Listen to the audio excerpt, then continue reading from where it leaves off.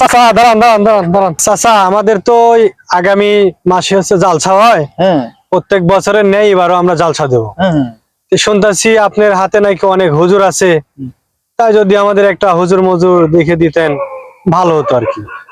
বাবু তোমার এই হুজুর লাগবে সামনের মাসে মাহফিল। বাবু এখন তো ডিসেম্বর মাস, এখন তো খুব চাপ মাহফিল, বুঝেছো? চারিদিকে মাহফিল আছে, জালসা আছে, দেখো না? তো এই চাপের সময় তো হুজুর পাওয়া খুব মুশকিল। তা তোমার হচ্ছে কয় টাকা দামের হুজুর লাগবে?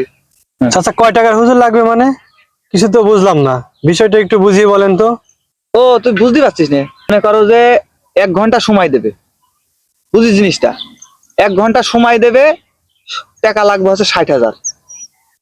1 ঘন্টা সময় সে কথা বলবে, 60,000 টাকা তাকে দিতে হবে। 1 টাকা কম হলে সে ওয়াজ করবে না। বুঝতে পেরেছো? এদের মার্কেট ভালো, এদের মার্কেটে এখন খুব খাচ্ছে লোকজন এদের ওয়াজ, এই জন্যই দাম বেশি। আর যদি মনে করো মিডিয়াম বাজেট থাকে 30,000 টাকা, তাহলে এইসব হুজুর আছে, আবার এদের ওয়াজ আবার কম চলে। বুঝতে পেরেছো? এসব গ্রামের হুজুর।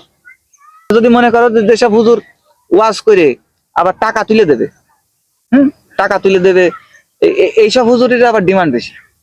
ওয়াজ করে চলে যাবে কিন্তু টাকা তুলে দেবে না, টাকা তুলে দিতে পারবে না। তো তুমি যদি এই বক্তা নাও, তাহলে এই বক্তা আমার কাছে আছে। এখন তোমরা আমার এই সবকিছু ভালোভাবে বুঝে শুনে আমার জানাও।